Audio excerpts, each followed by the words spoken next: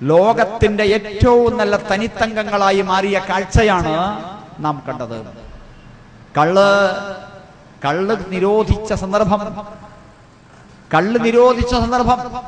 പോലീസില്ല, പട്ടാളമില്ല, excise പാർട്ടിയില്ല, police jeep ഇരമ്പിപ്പായുന്നില്ല. പള്ളിയിൽ ഇരിക്കുന്ന മുഹമ്മദ് നബി സല്ലല്ലാഹു അലൈഹി വസല്ലമക്ക് ഒരു അസറിന്റെ നേരത്ത് വഹി വരുന്നു, കള്ള് നിരോധിച്ചുകൊണ്ട്. ഫഹൽ അൻതും മുൻതഹൂൻ, നിങ്ങൾക്ക് എന്താ അവസാനിപ്പിക്കാറായില്ലേ എന്ന ഒരു ചോദ്യം. ആയത്ത് കേട്ടപാട് ഒരു കൊച്ചുകുട്ടി മദീന ബസാറിലേക്ക്, മദീനയിലേക്ക്, നഗരത്തിലേക്ക് ഓടിച്ചെന്നു. ഉറക്കെ വിളിച്ചു പറഞ്ഞു, പടച്ച തമ്പുരാൻ കള്ള് നിരോധിച്ചിട്ടുണ്ട്. കേട്ട ഉടനെ മുസ്ലിങ്ങളായ സകല കള്ളുഷാപ്പ് ഉടമസ്ഥന്മാരും അവിടെയുണ്ടായിരുന്ന ഇന്ത്യൻ കള്ളടക്കം സകല രാജ്യങ്ങളിലെയും കള്ളിൻ വിപ്പകളടക്കം മുഴുവൻ തച്ചുടച്ചു. മേശവലിപ്പിൽ എത്ര പണമുണ്ടെന്ന് പോലും എണ്ണി നോക്കാതെ എടുക്കാതെ അവർ ഇറങ്ങിപ്പോന്നു. ഷട്ടറുകൾ എന്നേക്കുമായി താഴ്ന്നു. കള്ളിന്റെ ഒരു പുഴയൊഴുകിയിട്ടില്ല, ഒരു ചെറിയ ചാല് ഒഴുകി മദീനയിൽ. ഒരൊറ്റ വചനം പോലീസിന്റെ പിന്തുണയില്ലാതെ, പട്ടാളത്തിന്റെ പിൻബലമില്ലാതെ, കൈത്തോങ്കില്ലാതെ, കൈത്തുറുങ്കില്ലാതെ, ചാട്ടവാറില്ലാതെ രാജ്യത്ത് മുഴുവൻ മദ്യനിരോധനം ഒരൊറ്റ വചനം കൊണ്ട്. എന്താ കാരണം? പടച്ച തമ്പുരാൻ ഉണ്ട്. അവനെല്ലാം കേൾക്കും, അവനെല്ലാം കാണും, അവനെല്ലാം അറിയും. വിചാരണയുണ്ട്, സ്വർഗമുണ്ട്, നരകമുണ്ട്. അതുകൊണ്ട് രക്ഷപ്പെടണം, സ്വർഗത്തിലെത്തിപ്പെടണം. ഇതാണ് തൗഹീദിന്റെ മഹിമ. അതിനാൽ പ്രപഞ്ചത്തിന്റെ സൃഷ്ടാവിനെ മാത്രം ആരാധിക്കണം, അവനോട് മാത്രം ദുആയിരക്കണം, അവനോട് മാത്രം ഇസ്തിഗാസ ചെയ്യണം എന്ന ആശയം ജനങ്ങൾക്കിടയിൽ പ്രചരിപ്പിച്ചു. അതോടുകൂടി അവിടെയുണ്ടായ മാറ്റം എന്താണെന്ന് നോക്കണേ.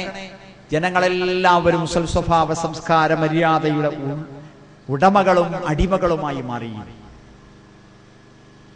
ജാറങ്ങളും ദർഗകളും മഖാമുകളും പുണ്യമരങ്ങളും പുണ്യമൃഗങ്ങളും പുണ്യപുഷ്പങ്ങളും നേർച്ചകളിലൂടെ, പൂരങ്ങളിലൂടെ, മഹോത്സവങ്ങളിലൂടെ, പള്ളിപ്പെരുന്നാളുകളിലൂടെ, യാഗങ്ങളിലൂടെ, ഹോമങ്ങളിലൂടെ, അപവാണിഭങ്ങളിലൂടെ, ഉറൂസ് മുബാറക്കുകളിലൂടെ, ചന്ദനക്കുടങ്ങളിലൂടെ നടത്തിക്കൊണ്ടിരുന്ന സകലമാന തട്ടിപ്പുകളും വെട്ടിപ്പുകളും നിന്നോ.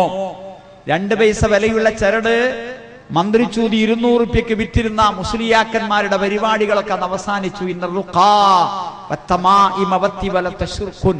ഐക്കല്ല്, ഉറുക്ക്, ഏലസ് എന്നിവ പടച്ചവൻ പൊറുക്കാത്ത പാപമായ ശിർക്കാണെന്ന് പഠിപ്പിച്ചു. ഒരു ചരട് കണ്ടു, ഒരു തകിട് കണ്ടു. എന്താ ഇത് എന്ന് ചോദിച്ചു. രോഗം മാറാനാണെന്ന് പറഞ്ഞു. റസൂലുള്ളാഹി പറഞ്ഞു, ഇൻസിഹാ, അത് നീ പൊട്ടിച്ചെറിയണം. ഫൈനഹാ ലാ തുസീദുക ഇല്ലാ വഹന, അത് നിന്റെ രോഗം വർദ്ധിപ്പിക്കുക മാത്രമേ ഉള്ളൂ. നീ ഇത് ശരീരത്തിലുണ്ടായിരിക്കാം, മരിച്ചാൽ നീ അവിശ്വാസിയായിട്ടാണ് മരിക്കുക. അപ്പോൾ അത് അവസാനിച്ചു, എല്ലാവരും ഒഴിവാക്കി. അള്ളാഹുവിങ്കലേക്ക് അടുക്കാൻ, അള്ളാഹുവിങ്കൽ ശുപാർശ കിട്ടാൻ അള്ളാഹുവിന്റെ അടിമകളായ നല്ലവരായ മനുഷ്യരെയാണ് അബൂജഹൽ അവർക്ക് പരിചയപ്പെടുത്തി കൊടുത്തിരുന്നത്. മക്കയിലെ ബഹുദൈവ വിശ്വാസികളുടെ നേതാവായ അബൂജഹൽ ലഅനത്തുല്ലാഹി അലൈഹി ആ നാട്ടുകാരോട് പറഞ്ഞിരുന്നത്, ജനങ്ങളെ, നിങ്ങള് കുപ്പുസ്വാമിയെ വിളിച്ചോ എന്നല്ല, കുരുമുളക് ഉസ്താദിനെ വിളിച്ചോ എന്നല്ല, പുത്തമ്പള്ളി ഔലിയാനെ വിളിച്ചോ എന്നല്ല, മറിച്ച് അള്ളാഹുവിന്റെ ചങ്ങാതിയായ, അള്ളാഹുവിന്റെ കൂട്ടുകാരനായ ഇബ്രാഹിം നബി അലൈഹി സ്വലാത്തു വസ്സലാമിനോട് ദുആർന്നോളിയും പ്രാർത്ഥിച്ചോളിയും എന്നാണ്. എത്ര നല്ല സെലക്ഷനാണ് അല്ലെ? അള്ളാഹു അല്ലാത്ത ആരോടെങ്കിലും പ്രാർത്ഥിക്കൽ അനുവദനീയമായിരുന്നുവെങ്കിൽ അത് ഇബ്രാഹിം നബിയോട് പ്രാർത്ഥിക്കലാണ് ഏറ്റവും നല്ല മാർഗം അല്ലെ? ആ അള്ളാഹുവിന്റെ കൂട്ടുകാരനായ, ലോകത്തിന്റെ നേതാവായ വത്തഖദല്ലാഹു ഇബ്രാഹിമ ഖലീല, ഇബ്രാഹിമിനെ അള്ളാഹു കൂട്ടുകാരനാക്കി. ഇന്നീ ജാഇലുക ലിന്നാസി ഇമാമ, ഞാനിതാ താങ്കളെ ലോകത്തിന്റെ നേതാവാക്കി. ആ ഇബ്രാഹിം നബി അലൈഹി സ്വലാത്തു വസ്സലാമിനെയാണ് മക്കയിലെ ജനങ്ങൾ വിളിച്ച് പ്രാർത്ഥിച്ചത്. എന്തിന്? സൂറത്തു സുമറിലെ 3-ാമത്തെ ആയത്ത്, മാ നഅ്ബുദുഹും ഇല്ലാ ലിയുഖർരിബൂനാ ഇലല്ലാഹി സുൽഫാ, ഞങ്ങൾ അവരെ ആരാധിക്കുന്നത് അവർ ഞങ്ങളെ അള്ളാഹുവിങ്കലേക്ക് അടുപ്പിക്കും എന്ന നിലക്കാണ്. എന്തിനാണ്? അവർക്ക് സ്വയം കഴിവില്ല, അവർ സ്വയം ചെയ്യുകയില്ല, അവർ അള്ളാഹുവിങ്കലേക്ക് ഞങ്ങളെ അടുപ്പിക്കും, അതിനാണെന്ന് അവർ പറഞ്ഞു. സൂറത്തു യൂനുസിലെ 18-ാമത്തെ വചനം, വയഅ്ബുദൂന മിൻ ദൂനില്ലാഹി മാ ലാ യൻഫഉഹും വലാ യദുർറുഹും വയഖൂലൂന ഹൗലാഇ ശുഫആഉനാ ഇൻദല്ലാഹ്. അവര് പറഞ്ഞു, ഇവര് അള്ളാഹുവിങ്കൽ ഞങ്ങളെ ശുപാർശകന്മാരാണ്. അപ്പോൾ മക്കത്തെ മുശ്രിക്കുകൾക്ക് എത്തേണ്ടത്, അബൂജഹലിനും അനുയായികൾക്കും എത്തേണ്ടത് പടച്ചതമ്പുരാന്റെ അടുക്കലേക്കാണ്. പടച്ചതമ്പുരാന്റെ അടുക്കലേക്ക് അടുക്കുവാൻ മൊഹീദ്ദീൻ ശേഖനെയല്ല, റിഫായി ശേഖനെയല്ല, മമ്പറന്തങ്ങളെയല്ല, വേങ്ങര കോയപ്പാപ്പയെയല്ല, പെരിങ്ങത്തൂർ അന്തൂർപ്പാപ്പയല്ല, മൊനമ്പത്തെ ബീവിയെയല്ല, ശ്രീരാമനെയല്ല, ശ്രീകൃഷ്ണനെയല്ല, പിന്നെ ആരെയാ? പടച്ചവന്റെ കൂട്ടുകാരനായ ഇബ്രാഹിം നബിയെ തന്നെയാണ് പിടിച്ചത്. ഹൗലാഇ ശുഫആഉനാ ഇൻദല്ലാഹ്. ഇവർ അള്ളാഹുവിങ്കൽ ഞങ്ങളുടെ ശുപാർശകന്മാരാണ്. എന്നിട്ടോ പടച്ചതമ്പുരാൻ അതിന് മറുപടി പറഞ്ഞു. മറുപടി പറഞ്ഞു, അടുപ്പിക്കേണ്ട ആവശ്യമില്ലാത്തവൻ ഇല്ലാത്ത വിധം അടുത്തവനാണ്. ഇന്നീ ഖരീബ്. സൂറത്തുൽ ബഖറയിലെ 186-ാമത്തെ വചനം, വൈദാ സഅലക ഇബാദി അന്നീ ഫഇന്നീ ഖരീബ്. എന്റെ അടിമകൾ എന്നെ പറ്റി താങ്കളോട് ചോദിച്ചാൽ ഞാനിതാ ഏറ്റവും അടുത്തുണ്ട്. ഉജീബു ദഅവത്തദ് ദാഇ ഇദാ ദആനി. എന്നോട് ദുആയിരന്നാൽ ദുആയിരക്കുന്നവന്റെ പ്രാർത്ഥനക്ക് ഞാൻ ഉത്തരം നൽകും. ഫല്യസ്തജീബൂ ലീ. അവരതുകൊണ്ട് എന്നോട് പ്രാർത്ഥിക്കട്ടെ. വൽയുമിനൂ ബി. അവരെന്നിൽ വിശ്വസിക്കട്ടെ. ലഅല്ലഹും യർശുദൂൻ. എങ്കിൽ അവർ സന്മാർഗികളായേക്കാം. അപ്പോൾ പടച്ചതമ്പുരാൻ ആണ് അടുത്തവൻ. ബഗ്ദാദിൽ കിടക്കുന്ന, ഇറാഖിൽ കിടക്കുന്ന ഇബ്രാഹിം നബി അലൈഹി സ്വലാത്തു വസ്സലാം അല്ല. ബഗ്ദാദിൽ കിടക്കുന്ന മൊഹീദ്ദീൻ ശേഖ് അല്ല. ഈജിപ്തിൽ കിടക്കുന്ന അഹമ്മദ് റിഫായി അല്ല. മൊനമ്പത്ത് കിടക്കുന്ന ബീവിയല്ല. പാപ്പിനിശ്ശേരിയിൽ കിടക്കുന്ന 3 പെറ്റുമ്മ ബീവിയല്ല. ഉള്ളാളത്ത് കിടക്കുന്ന സയ്യിദ് മദനിയല്ല. ശബരിമലയിൽ കിടക്കുന്ന ശാസ്താവല്ല. ഗുരുവായൂരിൽ കിടക്കുന്ന അപ്പനല്ല. കാടാമ്പുഴയിലെ അമ്മയല്ല. കൊടുങ്ങല്ലൂരിലെ അമ്മയല്ല. അജ്മീറിലെ ഖാജാ മുഈനുദ്ദീൻ ചിസ്തിയല്ല. നാഗൂറിലെ ആണ്ടവരല്ല. എർവാടിയിലെ സുൽത്താൻ ബാദുഷാ ഇബ്രാഹിം അല്ല. കൊല്ലത്തെ മയ്യത്തുങ്കര സുഹദാക്കളല്ല. രാമന്തളിയിലെ സുഹദാക്കളല്ല. പിന്നെയോ ഇന്നീ ഖരീബ്, ഞാനാകുന്നു ഏറ്റവും അടുത്തവൻ. ശരിയല്ലേ? ഞാനാകുന്നു ഏറ്റവും അടുത്തവൻ. ഇതാണ് പറഞ്ഞു. അവരൊരുപാട് ന്യായങ്ങൾ പറഞ്ഞു, അതിനെല്ലാം മറുപടിയും പറഞ്ഞു, അതിനെല്ലാം ഖണ്ഡനം അവതരിപ്പിച്ചു. എല്ലാം അവതരിപ്പിച്ചപ്പോ ആ നാട്ടുകാർ ഓരോന്നോരോന്നായി ഈ ആശയം സ്വീകരിക്കാൻ തുടങ്ങി. അള്ളാഹുവിങ്കലേക്ക് അടുക്കുവാൻ ഇബ്രാഹിം നബിയോടും ഇസ്മായിൽ നബിയോടും ഈസാ നബിയോടും മറിയം ബീവിയോടുമൊക്കെ പ്രാർത്ഥിച്ചിരുന്ന മക്കയിലെ മുശ്രിക്കുകളും മദീനയിലെ ജൂതന്മാരും ക്രിസ്ത്യാനികളും ഉണ്ടല്ലോ. മഹാനായ മുഹമ്മദ് നബി സല്ലല്ലാഹു അലൈഹി വസല്ലമ തെളിവുകൾ കൊണ്ടവരെ പറഞ്ഞ് മനസ്സിലാക്കിയപ്പോൾ, വാദമുഖങ്ങൾ കൊണ്ടവരെ പറഞ്ഞ് മനസ്സിലാക്കിയപ്പോൾ അവർക്കത് മനസ്സിലായ ഉടനെ നല്ല മനസ്സുകാരായ ആൾക്കാരെല്ലാവരും തയ്യാറായി. എന്നിട്ടോ അഷ്ഹദു അല്ലാ ഇലാഹ ഇല്ലല്ലാഹ് വ അഷ്ഹദു അന്ന മുഹമ്മദർ റസൂലുള്ളാഹ്, അല്ലാഹുവല്ലാതെ ആരാധനക്കർഹനായി മറ്റാരുമില്ലെന്നും മുഹമ്മദ് സല്ലല്ലാഹു അലൈഹി വസല്ലം അല്ലാഹുവിന്റെ റസൂലാണെന്നും ഞാനിതാ സാക്ഷ്യം വഹിക്കുന്നു എന്നവർ പറഞ്ഞു. അത് പറഞ്ഞതോടുകൂടി എന്താ ഉണ്ടായ മാറ്റമെന്നറിയോ? ഇബ്രാഹിം നബിയെ കാക്കണേ എന്ന് പ്രാർത്ഥിച്ചിരുന്നവർ അത് അവസാനിപ്പിച്ചു. ഇസ്മായിൽ നബിയെ സഹായിക്കണേ എന്ന് ഇസ്തിഗാസ ചെയ്തിരുന്നവർ അത് അവസാനിപ്പിച്ചു. മറിയം ബീവിയെ രക്ഷിക്കണേ എന്ന് പ്രാർത്ഥിച്ചിരുന്നവർ അത് അവസാനിപ്പിച്ചു. ഈസാ നബിയെ എന്റെ രോഗം മാറ്റണേ എന്ന് പ്രാർത്ഥിച്ചിരുന്നവർ അത് അവസാനിപ്പിച്ചു. അള്ളാഹുവെ കാക്കണേ എന്ന് പ്രാർത്ഥിച്ചിരുന്ന ആ ആളുകൾ അത് അങ്ങനെ തന്നെ നിലനിർത്തി. ഷഹാദത്ത് കലിമ ചൊല്ലുന്നതിന് മുമ്പ് അവർ അമുസ്ലിങ്ങളാണ്, അവിശ്വാസികളാണ്, ബഹുദൈവാരാധകരാണ്, വേദക്കാരാണ്, അഹ്ലു കിതാബാണ്. എന്നാൽ ഇസ്ലാം സ്വീകരിച്ചതോടുകൂടി, ഷഹാദത്ത് കലിമ ചൊല്ലിയതോടുകൂടി അവർക്ക് അംബിയാ ഔലിയാക്കന്മാരെ ശരിയായ വിശ്വാസം വന്നു. അംബിയാവിന്റെ മോചിതത്തുകൾ മനസ്സിലായി, ഔലിയാവിന്റെ കറാമത്തുകൾ മനസ്സിലായി. പക്ഷേ അത്ഭുതത്തിന്റെ മേൽ അത്ഭുതം, അതിശയത്തിന്റെ മേൽ അതിശയം. എന്താ? അതുവരെയും ഇബ്രാഹിം നബിയെ വിളിച്ച് പ്രാർത്ഥിച്ചവർ ഇതാ അത് അവസാനിപ്പിച്ചു കളഞ്ഞു. ഇസ്മായിൽ നബിയെ വിളിച്ച് പ്രാർത്ഥിച്ചിരുന്നവർ അത് അവസാനിപ്പിച്ചു കളഞ്ഞു. നമ്മളെ നാട്ടിലോ നേരെ മറിച്ച് നേരെ മറിച്ച് ശ്രീരാമനെ ആരാധിക്കുന്നൊരു ഹിന്ദു സമസ്താലയം മുഖേന മുസ്ലിമാവുകയാണെങ്കിൽ ഷഹാദത്ത് കലിമ ചൊല്ലിയ പിന്നെ മമ്പർത്തങ്ങളെ വിളിച്ച് പ്രാർത്ഥിക്കുന്നു, കുരുമുളകുസ്ഥാനത്തിനെ വിളിച്ച് പ്രാർത്ഥിക്കുന്നു, മനമ്പത്ത ബീവിയെ വിളിച്ച് പ്രാർത്ഥിക്കുന്നു, 3 പെറ്റുമ്മ ബീവിയെ വിളിച്ച് പ്രാർത്ഥിക്കുന്നു, ഭീമാപ്പള്ളിയിലെ ബീവിയെ വിളിച്ച് പ്രാർത്ഥിക്കുന്നു. അല്ലെ? പടച്ച തമ്പുരാന്റെ അടിമയായ മുഹമ്മദ് നബി കലിമ ചൊല്ലി കൊടുത്ത സഹാബിമാരുണ്ടല്ലോ, അവർ ഷഹാദത്ത് കലിമ ചൊല്ലിയപ്പോൾ അതൊക്കെ നിർത്തിവെക്കുകയാണ് ഉണ്ടായത്. എന്താ കാരണം? എന്താണ് കാരണം? ഇബ്രാഹിം നബി മഹാനല്ലാതായി മാറിയോ? ഇസ്മായിൽ നബി അല്ലാതായി മാറിയോ? കറാമത്തില്ലാതായോ? മോചിതത്തില്ലാതായോ? ഇല്ല. അവർ അതുവരെ കേട്ടിരുന്നത് കെട്ടുകഥകളും കേട്ടുകേൾവികളും മാത്രമാണ്. കലിമ ചൊല്ലിയതോടുകൂടി അവർ ഖുർആനാ കേൾക്കുന്നത്, ഖുർആനാ ഓതുന്നത്, ഖുർആനാണ് വായിക്കുന്നത്. അതിലാണ് മോചിതത്തുകൾ പറയുന്നത്, അതിലാണ് കറാമത്തുകൾ പറയുന്നത്. മറിയം റളിയല്ലാഹു തആല അൻഹയെ പറ്റി അവർ കറാമത്തുകൾ കേൾക്കുകയാണ്. മറിയം ബീവി എവിടെയാ താമസിക്കുന്നത്? പള്ളിയിലാണ്. ജനങ്ങളെ, പുലാമന്തോളിലെ സമസ്ത സഹോദരങ്ങളെ, മറിയം ബീവി താമസിക്കുന്നത് പള്ളിയിലാണ്. ഏതാ പള്ളി? ഏതാ പള്ളി? പടച്ച തമ്പുരാന്റെ അടിമകളായ സഹോദരിമാർക്ക് താമസിക്കുവാൻ, ഇബാദത്ത് നിർവഹിക്കുവാൻ, ഇത്തികാഫിരിക്കുവാൻ സമ്മതിക്കുന്ന പള്ളി ഏത്? മുസ്ലിയാർ ഇമാമത്ത് നിൽക്കുന്ന പള്ളിയിൽ അതിന് ചാൻസ് ഉണ്ടോ? ഇല്ല. മലക്കുകൾ പടച്ച തമ്പുരാന്റെ കൽപ്പന പ്രകാരം മറിയം ബീവിക്ക് നൽകിയ കൽപ്പന എന്താ? സൂറത്തു ആലി ഇംറാനിലെ 34-ാമത്തെ വചനം, യാ മറിയം ഖുനുതി ലിറബ്ബികി വസ്ജുദി വർകഈ മഅർ റാകിഈൻ. യാ മറിയം ഖുനുതി ലിറബ്ബികി വസ്ജുദി വർകഈ മഅർ റാകിഈൻ. ഓ മറിയമേ, നിന്റെ റബ്ബിനെ നീ വണങ്ങണം, നമസ്കരിക്കുന്ന പുരുഷന്മാരുടെ കൂടെ നീ നമസ്കരിക്കണം, നമസ്കരിക്കുന്ന പുരുഷന്മാരുടെ കൂടെ നീ നമസ്കരിക്കണം.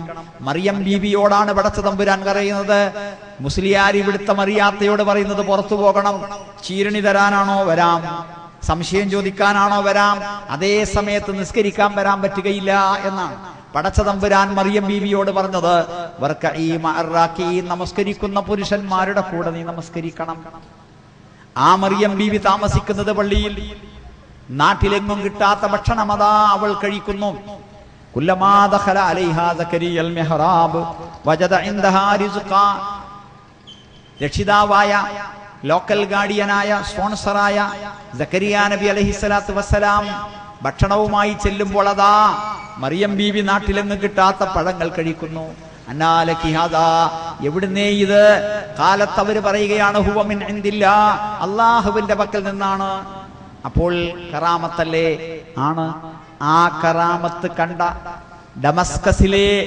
ഡമസ്കസിലെ ആയിരക്കണക്കിന് വിശ്വാസികൾ ആ പള്ളിയിൽ നമസ്കരിക്കുന്ന ആളുകൾ, അവർക്കാർക്കെങ്കിലും തോന്നിയോ മറിയം ബീവിയെ കാക്കണേ എന്ന് പ്രാർത്ഥിക്കുവാൻ, ഇസ്തിഗാസ ചെയ്യുവാൻ?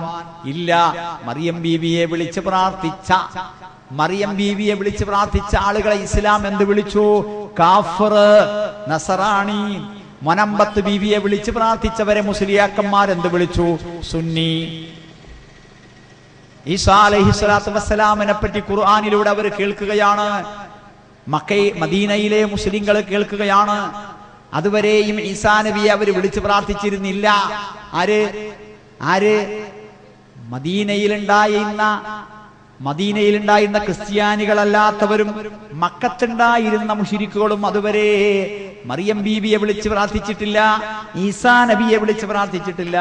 എന്നാൽ ഈസാ നബിയെ പറ്റി അവർ കറാമത്തിന്റെ, മോചിതത്തിന്റെ കഥകൾ ഖുർആനിൽ നിന്ന് സത്യമായി കേൾക്കുകയാണ്.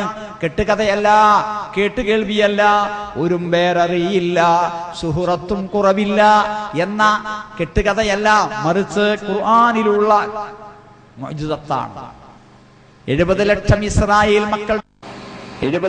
ഇസ്രായേൽ മക്കളുടെ വീടുകളിൽ, ഓരോ വീടുകളിലും സംഭരിച്ചു വെച്ചിരിക്കുന്ന പണം എത്രയാണെന്ന് ഞാൻ പറയാം. ഈസാ നബി പറയുകയാണ്. അവിടെ ഉണ്ടാക്കി വെച്ചിട്ടുള്ള ഭക്ഷണം എത്രയാണെന്ന് ഞാൻ പറയാം. ഈസാ നബി പറയുകയാണ്,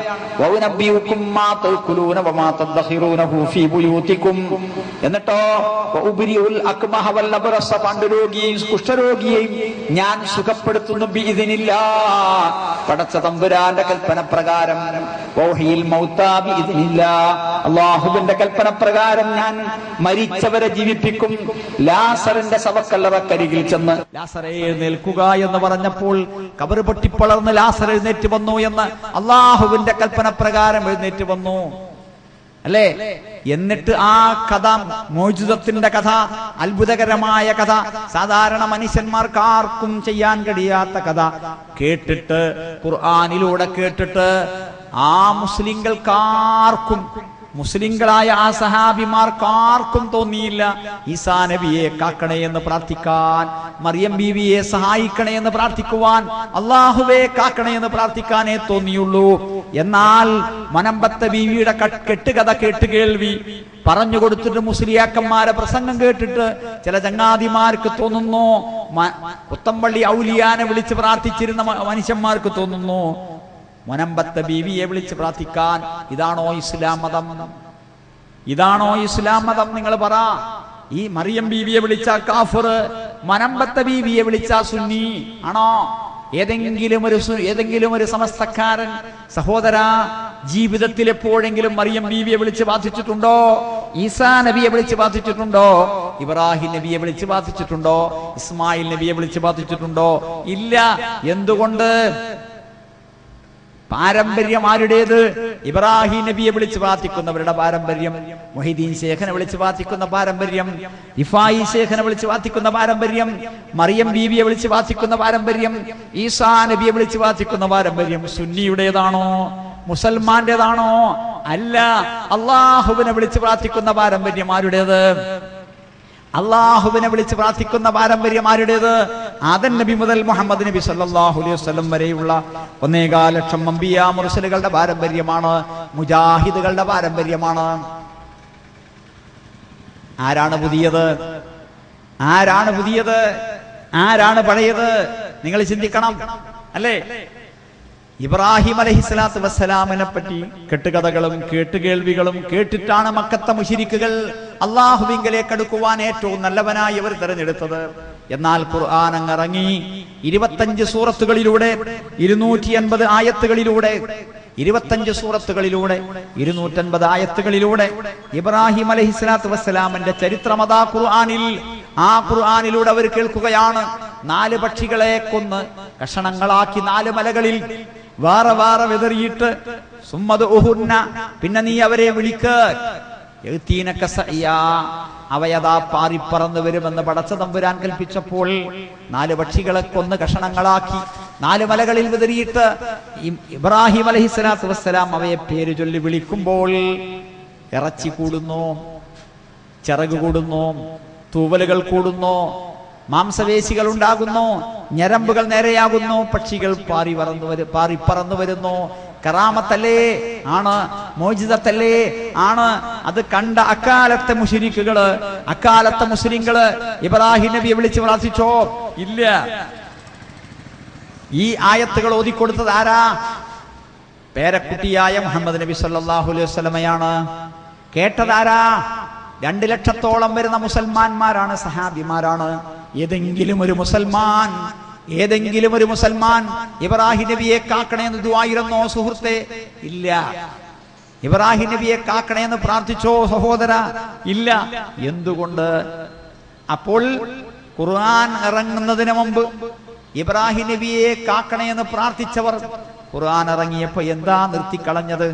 ഷഹാദത്ത് കലിമ ചൊല്ലുന്നതിന് മുമ്പ് ഇബ്രാഹിം നബിയോടും ഇസ്മായിൽ നബിയോടും പ്രാർത്ഥിച്ച സഹോദരങ്ങൾ എന്തേ ഷഹാദത്ത് കലിമ ചൊല്ലിയ ശേഷം അത് നിർത്തിക്കളഞ്ഞത്?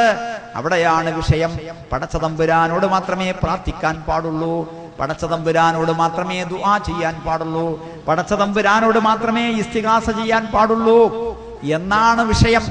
സൂറത്തു ജിന്നിലെ 18-ാമത്തെ വചനം, വഅന്നൽ മസാജിദ ലില്ലാഹ് ഫലാ തദ്ഉ മഅല്ലാഹി അഹദാ. പള്ളികളൊക്കെ അല്ലാഹുവിനുള്ളതാണ്, അതുകൊണ്ട് അല്ലാഹുവോടൊപ്പം നിങ്ങൾ ആരോടും പ്രാർത്ഥിക്കരുതേ.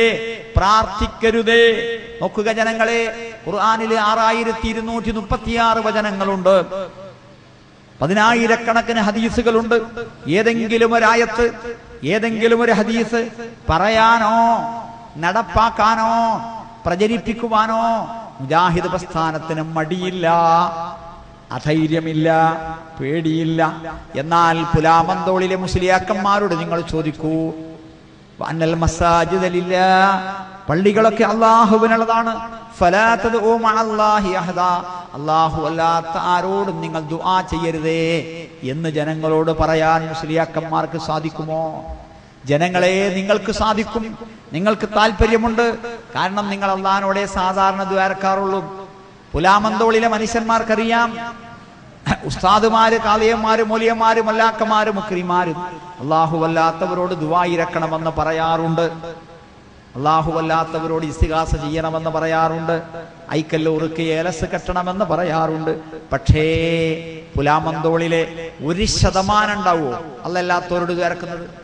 പണ്ട് എന്തസുഖം വന്നാലും, വിഷമം വന്നാലും, ദുഃഖം വന്നാലും, ദുരിതം വന്നാലും ഐക്കല്ലും ഉറുക്കും ഏലസും ഉണ്ടായിരുന്നു, മൗലീദുർ റാത്തീബും ഉണ്ടായിരുന്നു. കട തുടങ്ങാനും, ഗൾഫിൽ പോകാനും, പ്രസവിക്കാനും, രോഗം മാറാനും ഒക്കെ മൗലീദുർ റാത്തീബുമായിരുന്നു. അല്ലേ? വയറ്റത്ത് മാരകായുധങ്ങളെന്ന് തോന്നിപ്പിക്കുന്ന സാധനങ്ങൾ കൊണ്ട് കുത്തിയിട്ട് മുറിവേറ്റു എന്നും പള്ള പളർന്നു എന്നും തെറ്റിദ്ധരിപ്പിച്ചിട്ട് തട്ടിപ്പ് നടത്തിയിട്ട് കാശ് വാങ്ങിയിരുന്നു മുസ്ലിയാക്കന്മാർ, റാത്തീബ് സംഘങ്ങൾ. പുലാമന്തോളിലെ ജനങ്ങളെ, ഇപ്പോ റാത്തീബ് നിങ്ങൾ കാണല്, സാധാരണ കാണല് അവസാനിച്ചിട്ട് എത്രയോ കൊല്ലമായില്ലേ? ആയി. എന്താണ് കാരണം? സുന്നി മുസ്ലിയാക്കന്മാരോ നിങ്ങളോട് പറഞ്ഞോ? സുന്നി മുസ്ലിയാക്കന്മാര് നിങ്ങളോട് പറഞ്ഞോ ജനങ്ങളെ റാത്തീബ് തട്ടിപ്പാണ്, കഴിക്കണ്ട എന്ന്? ഇല്ല. ജമാഅത്തെ ഇസ്ലാമി പറഞ്ഞോ? ഇല്ല. NDF പറഞ്ഞോ? ഇല്ല. സിമി പറഞ്ഞോ? ഇല്ല. PDP പറഞ്ഞോ? ഇല്ല. പിന്നെ ആര് പറഞ്ഞു? മുജാഹിദ് പറഞ്ഞു. അല്ലേ? അതിന്റെ ഫലമായി റാത്തീബുകൾ ഇന്ന് അവസാനിച്ചു കഴിഞ്ഞില്ലേ? ഏതാണ്ട് മൗലീദുകൾ അവസാനിക്കാറായില്ലേ? അള്ളാഹിനോടേ നമ്മൾ സാധാരണ ദ്വാരക്കാറുള്ളൂ. തമ്മിൽ പറയും, ദ്വാരക്കനട്ടോ, മകൾ ICUലാണ്, പ്രാർത്ഥിക്കണം. ഭാര്യക്ക് സുഖമില്ല, പ്രാർത്ഥിക്കണം എന്ന് പറയും. ആരോടാ? അള്ളാഹിനോട് പ്രാർത്ഥിക്കണം എന്നല്ലേ? ആണ്. മുസ്ലിയാക്കന്മാരുടെ പ്രസംഗങ്ങളിൽ മാത്രമാണ് അള്ളാഹു അല്ലാത്തവരോട് ദുആ ഇറക്കണമെന്നുള്ളത്. അവരാരെങ്കിലും പറയാൻ ധൈര്യപ്പെടുമോ? അവരാരെങ്കിലും പറയാൻ ധൈര്യപ്പെടുമോ? വഅന്നൽ മസാജിദ ലില്ലാഹി ഫലാ തദ്ഉ മഅല്ലാഹി അഹദാ, പള്ളികളൊക്കെ അള്ളാഹുവിനുള്ളതാണ്. അതുകൊണ്ട് അള്ളാഹുവോടൊപ്പം നിങ്ങൾ ആരോടും പ്രാർത്ഥിക്കരുത് എന്ന് പറയോ? ഇല്ല. പറഞ്ഞാൽ ഒരു മുജാഹിദായി. ഹാഷിം നഈമി എഴുതിയ വഴിപിരിഞ്ഞവർക്ക് എന്ത് പറ്റി എന്ന പുസ്തകത്തിന്റെ 38ാമത്തെ പേജിൽ നമുക്ക് കാണാം, പ്രാർത്ഥന അള്ളാഹുവോട് മാത്രം എന്ന പ്രമേയം സാക്ഷാൽ ഇബ്ലീസിന്റെ പ്രമേയമാണ്. പ്രാർത്ഥന അള്ളാഹുവോട് മാത്രം എന്നത് അള്ളാഹുവിൻ്റെതല്ല, റസൂലിൻ്റെതല്ല, സഹാബത്തിൻ്റെതല്ല, മുസ്ലിങ്ങളുടെതല്ല, ഇബ്ലീസിൻ്റെതാണെന്നാണ് കാന്തപുരം ഉസ്താദ് പറയുന്നത്. എന്നാൽ അള്ളാഹു എന്താ പറഞ്ഞത് ഖുർആനിൽ? വഅന്നൽ മസാജിദ ലില്ലാഹി ഫലാ തദ്ഉ മഅല്ലാഹി അഹദാ, പള്ളികളൊക്കെ അള്ളാഹുവിനുള്ളതാണ്. അതുകൊണ്ട് അള്ളാഹുവോടൊപ്പം നിങ്ങൾ ആരോടും പ്രാർത്ഥിക്കരുതേ. ഇത് പറയാൻ ഈ രാജ്യത്തെ മുഴുവൻ ഉസ്താദുമാരോടും ഞങ്ങൾ അപേക്ഷിക്കുകയാണ്. മുജാഹിദ് പ്രസ്ഥാനം ഖുർആനിലോ ഹദീസിലോ വന്ന ഏത് വിഷയവും അപ്പടി പറയാൻ തയ്യാറാണ്. ഇനി അടുത്ത വചനം 20ാമത്തെ വചനം പടച്ച തമ്പുരാൻ പറയുകയാണ്, കുൽ നബിയെ നിങ്ങൾ പറ, നബിയെ താങ്കൾ പറ, ഇന്നമാ അദ്ഉ റബ്ബി, ഞാൻ എൻ്റെ റബ്ബിനോട് മാത്രമേ ദുആ ചെയ്യുകയുള്ളൂ, വലാ ഉശ്രികു ബിഹി അഹദാ, അവനിൽ ആരെയും പങ്കു ചേർക്കുകയില്ല, അവനിൽ ഞാൻ ശിർക്ക് വെക്കുകയില്ല. പടച്ചവന്റെ അടിമയായ മുഹമ്മദ് നബിയോട് പടച്ചവൻ പറയുകയാണ്, നിങ്ങൾ ഇത് പറയണമെന്ന്. ഉസ്താദുമാരെ, ഇത് പറയാൻ നിങ്ങൾ തയ്യാറാകണം. ജനങ്ങളെ, നമ്മൾ ഇത് പറയണം. ഞാൻ എൻ്റെ റബ്ബിനോടേ ദ്വാരക്കുള്ളൂ, ഞാൻ എൻ്റെ റബ്ബിനോടേ പ്രാർത്ഥിക്കുകയുള്ളൂ. അപ്പോൾ പടച്ച തമ്പുരാന്റെ അടിമകളായ ഇബ്രാഹിം നബിയോടും ഇസ്മായിൽ നബിയോടും പടച്ചവങ്കലേക്ക് അടുക്കാൻ വേണ്ടി പ്രാർത്ഥിച്ചിരുന്ന മനുഷ്യന്മാർ ഷഹാദത്ത് കലിമ ചൊല്ലിയപ്പോൾ അത് നിർത്തിവെച്ചത് എന്തുകൊണ്ടാണ്?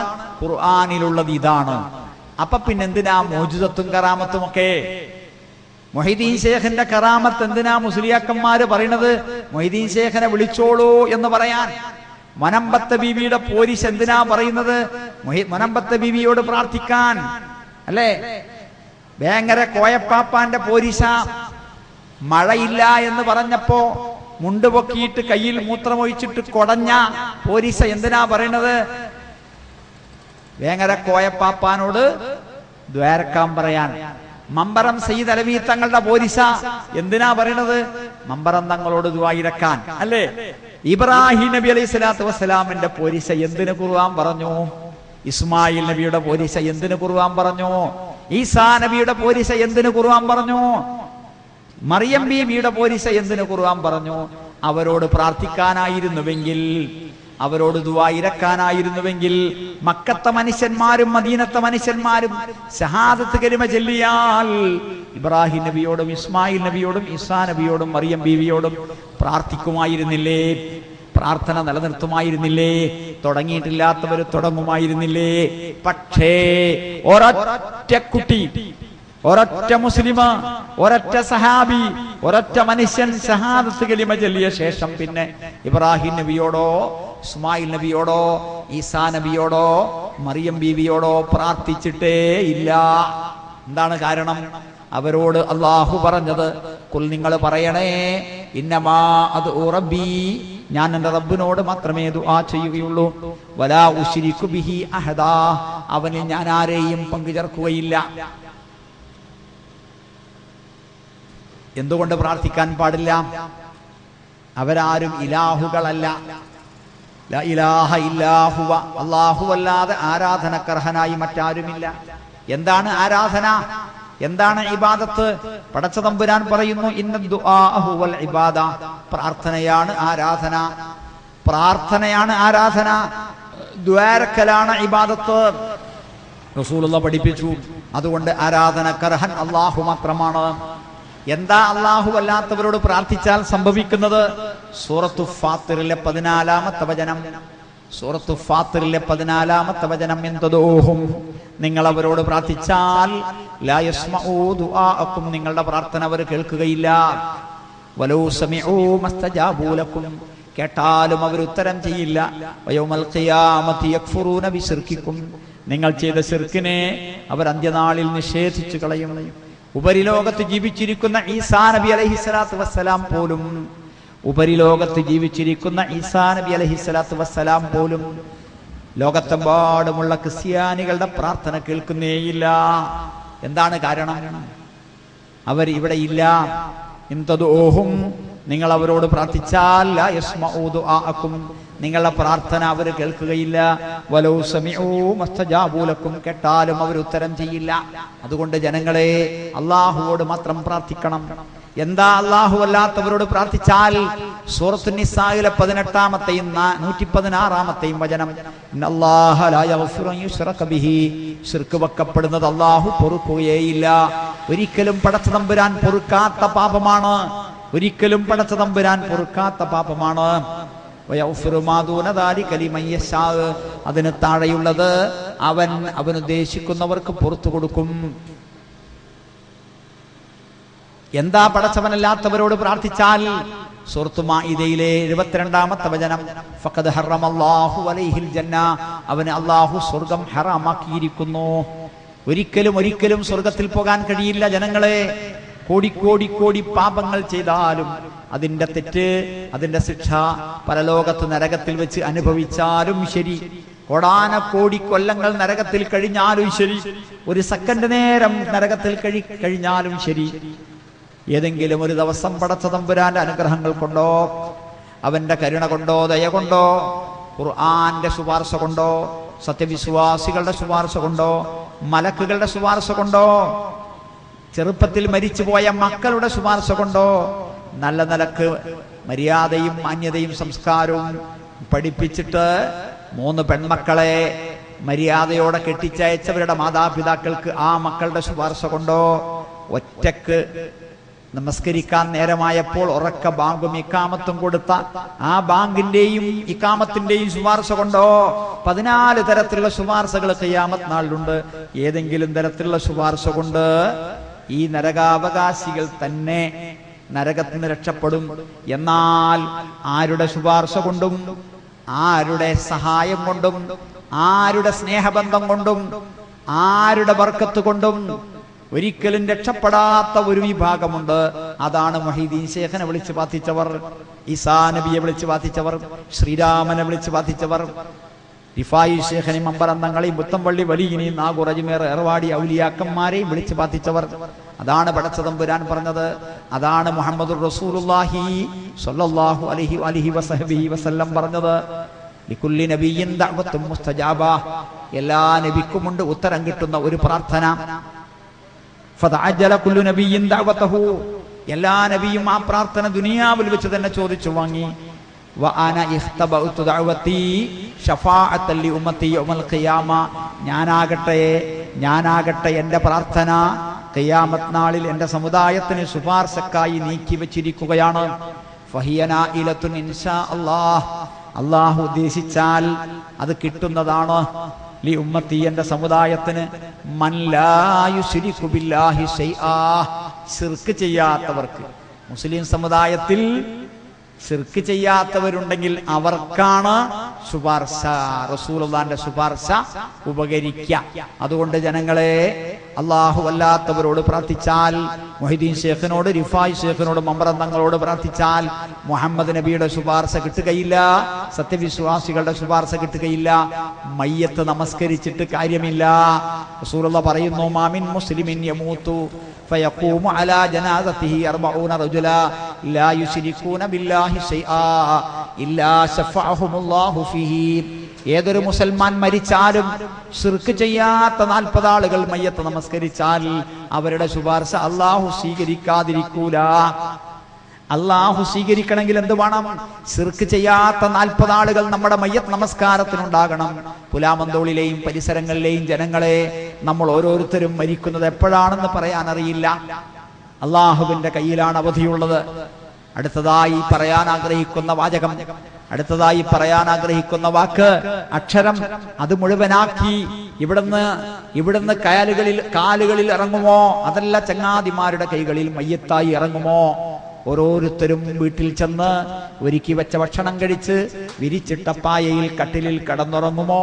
അതല്ല ഏതിടവഴിയിൽ വെച്ചാണ് ഒരു ആക്സിഡന്റായി, പാമ്പായി, വിഷപ്പാമ്പായി, അറ്റാക്കായി മരണം കാത്തുകിടക്കുന്നത് അറിയില്ല. അതുകൊണ്ട് ഈമാനോടുകൂടി, ഇഖ്ലാസോടുകൂടി എപ്പോഴും ജീവിക്കണം. ഒരു സെക്കൻഡ് നേരത്തേക്ക് പോലും ഈമാൻ നഷ്ടപ്പെടാതെ സൂക്ഷിക്കണം. ജനങ്ങളെ, നമ്മളെവിടെ വെച്ച് മരിച്ചാലും ശരി, നമുക്ക് വേണ്ടി മയ്യത്ത് നമസ്കരിക്കുവാൻ ശിർക്ക് ചെയ്യാത്ത 40 ആളുകളെങ്കിലും ഉണ്ടാകുമോ? അതുകൊണ്ട് കൂട്ടക്കാരെയും കുടുംബക്കാരെയൊക്കെ ശിർക്കിന്ന് മോചിപ്പിക്കണം. സ്വന്തം ഇസ്തിരിയിട്ട് തൗഹീദിന്റെ ആളായി നടന്നാ പോരാ. അങ്ങനെയുള്ള കുറെ പച്ച പാവങ്ങളുണ്ട്, അവർ പരലോകത്ത് പാവങ്ങളായിരിക്കുകയില്ല. അങ്ങനെയുള്ള കുറെ പൂച്ചക്കുട്ടികളുണ്ട്, എവിടെയും യാതൊരു കേടുപാടും പറ്റാതെ എങ്ങനെ വീണാലും 4 കാലിൽ തന്നെ വീഴുന്ന ചില മുജാഹിദുകളുണ്ട്. പോരാ, തൗഹീദ് പറഞ്ഞു കൊടുക്കണം. കുടുംബക്കാരുടെ വെറുപ്പ് അല്ല പ്രശ്നം, പടച്ച തമ്പുരാന്റെ വെറുപ്പാണ്. ആളുകൾ എന്ത് പറഞ്ഞാലും എതിർത്താലും ശരി, അവർ തല്ലിയാലും കൊല്ലാനൊരുങ്ങിയാലും ശരി, കടകൾ കത്തിച്ചാലും പണി മുടക്കിയാലും ശരി, മകളുടെ കല്യാണം മുടക്കിയാലും ശരി, മനസ്സിൽ ഉള്ളിൽ വിങ്ങിത്തിങ്ങി എരിഞ്ഞുകൊണ്ടിരിക്കുന്ന തൗഹീദിന്റെ പ്രകാശമുണ്ടല്ലോ, ആ പ്രകാശം മറ്റുള്ളവർക്ക് പറഞ്ഞു കൊടുത്തേ മതിയാകൂ. ഐക്കല്ലും ഉറുക്കും ഏലസും കണ്ടാൽ പറയണം ഇത് ശിർക്കാണെന്ന്. മുഹീദ്ദീൻ ശേഖനെ, റിഫായി ശേഖനെ, മമ്പറന്തങ്ങളെ വിളിച്ച് പ്രാർത്ഥിക്കുന്നത് കേട്ടാൽ പറയണം ശിർക്കാണെന്ന്. എന്നിട്ട് കുടുംബത്തിൽ നിന്ന് ശിർക്കില്ലാതാക്കാൻ, നാട്ടുകാരിൽ നിന്ന് ശിർക്കില്ലാതാക്കാൻ ശ്രമിക്കണം. സ്വന്തം നാട്ടിൽ പ്രവർത്തിക്കാതെ, സ്വന്തം നാട്ടിൽ പണിയെടുക്കാതെ വേറെ എവിടെയെങ്കിലും പോയി പണിയെടുക്കുവാൻ തുനിയുന്നത് കൊണ്ടും മതിയാവുകയില്ല. സ്വന്തം നാട്ടിൽ സ്വന്തം കൂട്ടുകാരുടെ, സ്വന്തം നാട്ടുകാരുടെ, ബന്ധുമിത്രാദികളുടെ പരലോക രക്ഷ ഉറപ്പാക്കണം. പരലോക ശിക്ഷയിൽ നിന്ന് രക്ഷപ്പെടുത്താൻ ശ്രമിക്കണം. റസൂലുള്ളാഹി പറയുന്നത്, ശിർക്ക് ചെയ്യാത്ത 40 ആളുകളെങ്കിലും മയ്യത്ത് നമസ്കരിക്കാൻ ഉണ്ടാകണേ എന്നാണ്. ജനങ്ങളെ, നമുക്ക് പരലോകം കിട്ടണ്ടേ, വേണം. അതുകൊണ്ട് ശിർക്കില്ലാതാകണം. ശരി, പടച്ച തമ്പുരാനെ മാത്രം ആരാധിക്കുവാൻ, പടച്ച തമ്പുരാനോട് മാത്രം ദുആയിരക്കുവാൻ, അവനോട് മാത്രം ഇസ്തിഗാസ ചെയ്യുവാൻ തയ്യാറായാൽ അതാകുന്നു ഏറ്റവും വലിയ വിജയം. അതില്ലെങ്കിൽ അതാകുന്നു ഏറ്റവും വലിയ പരാജയം. അതുകൊണ്ടാണ് പ്രവാചകന്മാരെല്ലാം എപ്പോഴും തൗഹീദ് പറഞ്ഞത്. ശബാബിന്റെ ചങ്ങാതിമാർ നമ്മളോട് ചോദിക്കും, നിങ്ങൾക്ക് എപ്പോഴുണ്ടൊരു തൗഹീദ്? എന്ന്. അതെ, എന്തുകൊണ്ട്? ഈ തൗഹീദ് അങ്ങുള്ളിൽ മനസ്സിലാക്കി കഴിഞ്ഞാൽ നിസ്കാരം ശരിയാകും, സക്കാത്ത് ശരിയാകും, നോമ്പ് ശരിയാകും. പടച്ച തമ്പുരാൻ സൂറത്ത് സുമറിലെ 65-ാമത്തെ ആയത്തിൽ പറഞ്ഞു, നിങ്ങളെങ്ങാനും ശിർക്ക് ചെയ്താൽ നിങ്ങളുടെ അമലുകൾ മുഴുവൻ പൊളിഞ്ഞു പോകും.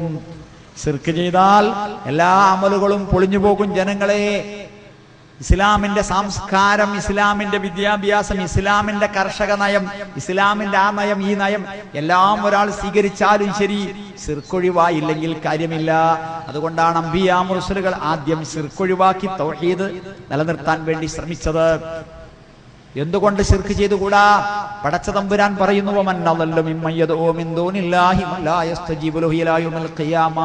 ഖിയാമത്ത് നാൾ വരെ ഉത്തരം ചെയ്യുകയില്ലാത്തവരെ വിളിച്ച് പ്രാർത്ഥിക്കുന്നവരെക്കാൾ വഴിപടച്ചവർ ആരുണ്ട്? സൂറത്ത് അഹ്കാഫിലെ 5-ാമത്തെ വചനം. ഈ നാട്ടിലെ ഏറ്റവും വലിയ വഴിപടച്ചവൻ ആരാ? മൊഹീദ്ദീൻ ശേഖിനെ വിളിച്ച് പ്രാർത്ഥിക്കുന്നവനാണ്, ശ്രീരാമനെ വിളിച്ച് പ്രാർത്ഥിക്കുന്നവനാണ്, യേശുവിനെ വിളിച്ച് പ്രാർത്ഥിക്കുന്നവനാണ്. പടച്ച തമ്പുരാന്റെ ഖുർആനിലാണ് പറയുന്നത്. അതുകൊണ്ട് ജനങ്ങളെ, ശിർക്ക് രക്ഷപ്പെടണം.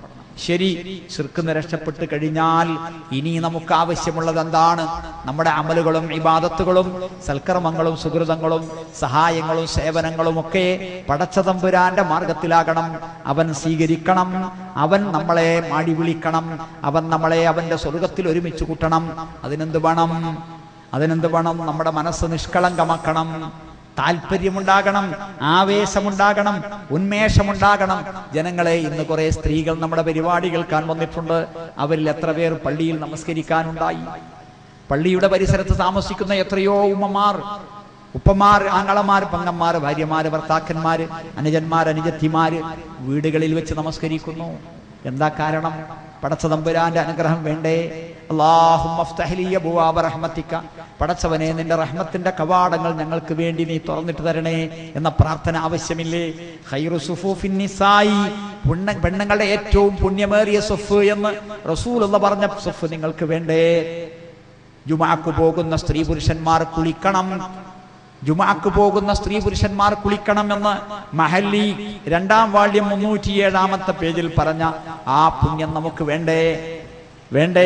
വേണം. അതുകൊണ്ട് നാളെ സുബഹി മുതൽ, സുബഹിക്കും ളുഹറിനും അസറിനും മഗ്രിബിനും ഇശാക്കും പള്ളിയിൽ പോയി നമസ്കരിക്കുവാൻ നമ്മൾ തയ്യാറാകണം. സ്ത്രീകളും പുരുഷന്മാരും കുട്ടികളും യുവാക്കളും എല്ലാവരെയും വിളിച്ചുണർത്തണം. രാത്രി തഹജ്ജുദ് നിസ്കരിക്കുവാൻ വിളിച്ചുണർത്തണം. ജനങ്ങളെ, പടച്ച തമ്പുരാന്റെ അടുക്കലേക്ക് നമുക്ക് വേഗം ചെല്ലണം. പടച്ച തമ്പുരാൻ നമ്മളെ സ്വീകരിക്കണം, അവൻ നമ്മളെ ഇഷ്ടപ്പെടണം, അവൻ നമ്മളെ തൃപ്തിപ്പെടണം. അതിന് ലാ ഇലാഹ ഇല്ലല്ലാഹ് മുഹമ്മദുർ റസൂലുള്ളാഹ് വേണം. അതാണ് പാസ്വേഡ്, അതാണ് പാസ്പോർട്ട്. ഇനി നമുക്ക് വിസ എടുക്കണം. നമ്മുടെ അമലുകളും ഇബാദത്തുകളും ഒക്കെ പാഴായി പോയിട്ട് കാര്യമില്ല. വുളുവില്ലാതെ നമസ്കരിച്ചിട്ട് കാര്യമില്ല. ശിർക്കുണ്ടായിരിക്കെ നമസ്കരിച്ചിട്ട് കാര്യമില്ല. സമസ്ത സഹോദരങ്ങളെ, മുസ്ലിയാക്കന്മാരോട് ചോദിക്കൂ, ശിർക്ക് ചെയ്യുന്നവന്റെ അമല് സ്വീകാര്യമാണോ? അല്ല എങ്കിൽ അല്ലാഹുവല്ലാത്തവരോട് പ്രാർത്ഥിക്കുന്നത് ശിർക്കാണ്. ആ ശിർക്ക് ചെയ്താൽ നമസ്കാരം ബാത്തിലാണ്. ശരി, ശിർക്ക് ഒഴിവാക്കി കഴിഞ്ഞാൽ ഇനി നമസ്കാരം അല്ലാഹു സ്വീകരിക്കാൻ ഒളുവെടുക്കണം. പിന്നെ റസൂല് നിസ്കരിച്ച പോലെ നിസ്കരിക്കണം. അല്ലാഹുവിന്റെ റസൂല് പറഞ്ഞു, സല്ലൂ കമാ റഅയ്തുമൂനി ഉസല്ലി, ഞാൻ എങ്ങനെ നമസ്കരിച്ചു എന്ന് നിങ്ങൾ കണ്ടോ അങ്ങനെ നിങ്ങൾ നമസ്കരിക്കുവിൻ. അല്ലാഹുവിന്റെ റസൂൽ സല്ലല്ലാഹു അലൈഹി വസല്ലം ഒളുവെടുത്തത് എങ്ങനെയാ? തല മുഴുവൻ തടവിക്കൊണ്ടാണ്. പത്ത് കിതാബിൽ 17-ാമത്തെയും 76-ാമത്തെയും 103-ാമത്തെയും പേജിൽ പറയുന്നു, തല മുഴുവനും പൂർണ്ണമായി തടവുക. ഉംദയിൽ 5-ാമത്തെ പേജിൽ പറയുന്നു യബ്ദഉ ബിമുഖദ്ദമി റഅസിഹി, തലയുടെ മുൻഭാഗം കൊണ്ട് ആരംഭിക്കണം. ഹത്താ യദ്ഹബ ബിഹിമാ ഇലാ ഖഫാഹു, പെരടി വരെ കൊണ്ടുപോകണം. സുമ്മ യർദഹുമാ ഇലൽ മക്കാനില്ലദീ ബദഅ മിൻഹു, തുടങ്ങിയിടത്തേക്ക് തന്നെ തിരിച്ചു കൊണ്ടുവരണം. ഇമാം ശാഫി റഹ്മത്തുള്ളാഹി അലൈഹി തന്റെ ഹദീസ് ഗ്രന്ഥമായ മുസ്നദുൽ ഇമാം ശാഫിയിൽ പറയുന്നു, സുമ്മ മസഹ റഅസഹു ബിയദൈഹി, പിന്നെ നബി സല്ലല്ലാഹു അലൈഹി വസല്ലം തന്റെ 2 കൈകൾ കൊണ്ടും തല തടവാൻ ആരംഭിച്ചു. മുന്നോട്ടും പിന്നോട്ടും കൊണ്ടുപോയി. തലയുടെ മുൻഭാഗം കൊണ്ട് ആരംഭിച്ചു. യദ്ഹബ ബിഹിമാ ഇലാ ഖഫാഹു, പെരടി വരെ കൊണ്ടുപോയി. സുമ്മ റദ്ദഹുമാ ഇലൽ മക്കാൻ ഇലൽ മൗദിഇ അല്ലദീ ബദഅ മിൻഹു, തുടങ്ങിയിടത്തേക്ക് തന്നെ തിരിച്ചു കൊണ്ടുവന്നു. ജനങ്ങളെ, ഈ രാജ്യത്തെ ഇന്ന് ഇസ നമസ്കരിച്ചു കഴിഞ്ഞ ആയിരക്കണക്കിന് മുജാഹിദ് പള്ളികളിലെ മുഴുവൻ ആളുകളും തല മുഴുവനാണ് തടവിയത്. പുലാമന്തോളിലെ മുസ്ലിയാക്കന്മാർ ഇമാമത്ത് നിൽക്കുന്ന ഒരൊറ്റ പള്ളിയിലും സാധാരണയായി മുസ്ലിയാരോ ജനങ്ങളോ തല മുഴുവൻ തടവുന്നില്ല. നിങ്ങൾക്ക് ആഗ്രഹമില്ലേ റസൂൽ ചെയ്ത പോലെ ചെയ്യണം. നിസ്കാരം തുടങ്ങുകയാണ്. ഒളുവെടുത്താൽ 2 റക്അത്ത് സുന്നത്ത് നിസ്കരിക്കണം. എപ്പോ ഒളുവെടുത്താലും ഒളുവിന്റെ 2 റക്അത്ത് നമസ്കാരമുണ്ട്. പള്ളിയിൽ കയറിയ 2 റക്അത്ത് തഹിയ്യത്തുണ്ട്. സുബഹിന്റെ മുമ്പ് 2 റക്അത്തും, ളുഹുറിന് മുമ്പ് 4 റക്അത്തും, ശേഷം 4 റക്അത്തുമുണ്ട്. അസറിന് മുമ്പ് 4 റക്അത്തുണ്ട്. മഗ്രിബിന് മുമ്പും ശേഷവും ഈ 2 റക്അത്തുണ്ട്. ഇശാക്ക് മുമ്പും ശേഷവും ഈ 2 റക്അത്തുണ്ട്. എല്ലാം അല്ലാഹുവിന്റെ റസൂല് കൊടുംചൂടിലും കൊടുന്തണുപ്പിലും വലിയ തിരക്ക് പിടിച്ചപ്പോൾ നിർവഹിച്ച നിസ്കാരങ്ങളാണ്. ളുഹാ നമസ്കാരമുണ്ട്, മയ്യത്ത് നമസ്കാരമുണ്ട്, ഗ്രഹണ നമസ്കാരമുണ്ട്, ഒരുപാട് നമസ്കാരങ്ങളുണ്ട്. ജനങ്ങളെ, നബിയുടെ കാലത്ത് എല്ലാം മെഷീനില്ല, ഒരു മെഷീനുമില്ല, കറണ്ടില്ല, മൊബൈലില്ല, ഫോണില്ല, മോട്ടോർ വാഹനങ്ങളില്ല. പെണ്ണുങ്ങളെ, റസൂലുള്ളാഹിന്റെ ഭാര്യമാരും പെങ്ങന്മാരും പെൺമക്കളും ഒക്കെ ഉണ്ടല്ലോ, വളരെയേറെ പ്രയാസപ്പെട്ടിട്ടാണ് ആട്ടുകല്ലിൽ അരച്ചിരുന്നത്, പാകം ചെയ്തിരുന്നത്. ഇന്നിതാ മിക്സിയുണ്ട്, ഗ്രൈൻഡറുണ്ട്, വാഷിംഗ് മെഷീനുണ്ട്, AC ഉണ്ട്, ഫാനുണ്ട്. എന്നിട്ടും നമ്മുടെ നമസ്കാരം എത്രമാത്രം കുറവാണ് ചിന്തിക്കുക. തഹജ്ജുദ് നിസ്കരിക്കുവാൻ ഉണരുന്നവർ എത്ര പേരുണ്ട്? സുന്നത്ത് നമസ്കരിക്കുവാൻ താല്പര്യം കാണിക്കുന്നവർ എത്ര പേരുണ്ട്?